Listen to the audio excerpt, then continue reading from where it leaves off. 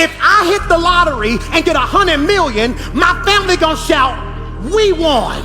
But if I go bankrupt, they say, you bankrupt. I am tired of having people in my life who want to reign with me, but don't want to go through no rain with me.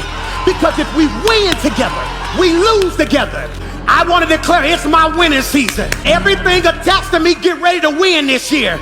We winning financially, emotionally, spiritually, mentally, professionally. But what if it's my losing season? Are you gonna lose with me? Or you gonna jump ship? Stop putting the tag we winning on people who ain't experienced we losing.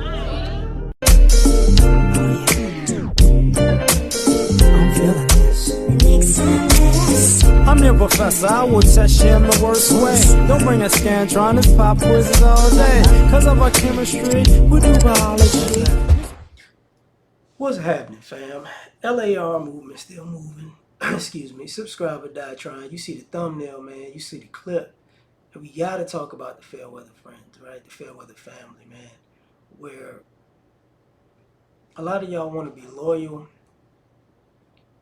to people who aren't loyal to you. You want to look out for people who only show up if you win it. And they scatter like roaches when you lose it.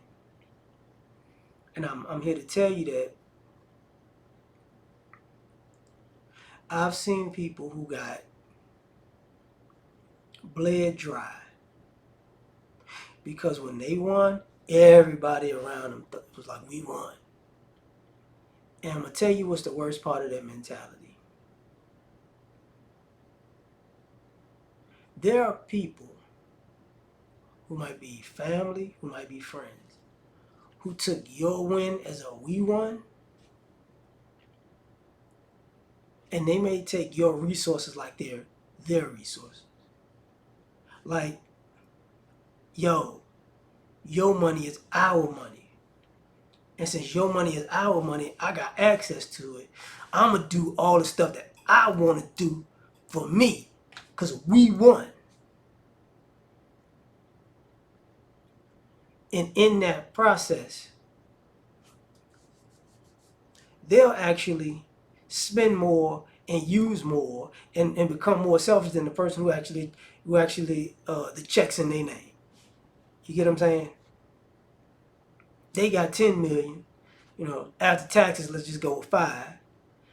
They might have spent 500,000. You might have spent, or them other people might have spent $1.5 million. All that and then when the money run out, I'm sorry. I'm sorry. Or you gonna get the other side of that, where people tell you, you stupid for letting me do what I did. Just because we won and it was in your name, you should have put some boundaries up. And those are, in my opinion, some of the worst kind of people, because that's not how they was talking when they was on the we won tip. On the we won tip, they was like, hey man, you know what, I think we, you know what I'm saying, I appreciate how you looking out for the family, man. You stand up person, man. I love you, man. We not gonna take advantage of this, man. We're gonna do the best. We're gonna do our best with this. We're not gonna screw this up. This is a win. This is a win for the family. This is a win for you. We're gonna make sure, we do right. That's how they talking this shit. Then when you broke, nigga, you stupid ass nigga. Like, oh, okay. So, and I gotta, I saw DMX say something that was very, very great. He said, if you pray for miracles, I might find that clip and use it in a video. He's like, you pray for miracles, man. Miracles come on a platform of a tragedy. And there was this clip of Willis McGahee. If y'all don't know who Willis McGahee is, he's a former NFL running back. He went to the University of Miami. And this was when they was just running back, right? And a few injuries happened, and he wound up starting. He exploded that like 1 year, and at the end of the year, he broke his leg. I think it was the end of the year. He broke his leg. It's bad. It's a bad break. But he still wound up being a first-round pick, But he was talking about how everybody was like, yeah, that's what I'm talking about, Willis. Then he broke his leg. That, everybody wasn't around like that anymore. It kind of just like, whatever, bye. There was a few people around, and he remembered that. And he said those people who left him high and dry because they thought it was over for him motivated him. Excuse me.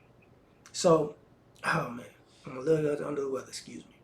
But what he also said was this, well, pertaining to this topic, is this. He remembered who was there and who left. And an interesting thing about that is this. Be grateful if you have a tragedy when you've already shown some greatness, because your fair weather friends will scatter like roaches when the light come on before your actual breakthrough, before your actual miracle, before the actual, manifestation, whatever. Your hard work pays off. Be happy and be glad that you had a moment where the people that you thought was in your corner and had fun with you and rode with you, they left you high and dry. Be glad about that. Because now you see who's there when you lose. Because that's what's important. We all win in some type of way in life. And we all lose in some type of way in life. But in all honesty, man,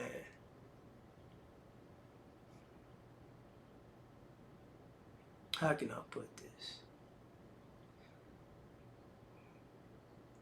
People let you know how much they love you when you lost. I'm going to speak on something. It's been almost a year. So, I did a video last year about a situation that happened with me and my son. Him coming home. I'm coming home and he basically upped and vanished on me, right? And went to his mother. Dear John letter style with no letter. But that happened in July. So 2 months later, my lady's son passed away in an accident. And I told her, I said, listen,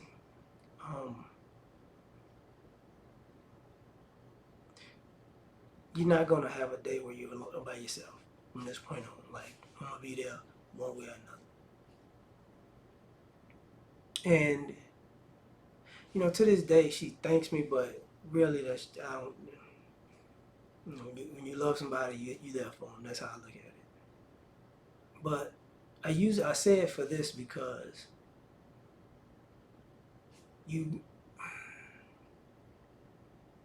people need to know who's in their corner when a tragedy happens or when something bad happens.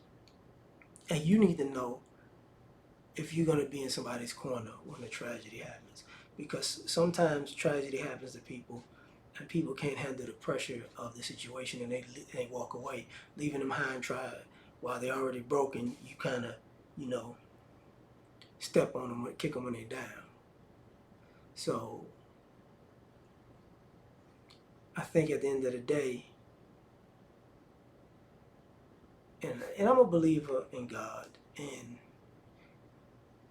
I think about the story of Job and the story of Joseph as people who faced a lot of tragedy and in the end wound up on top.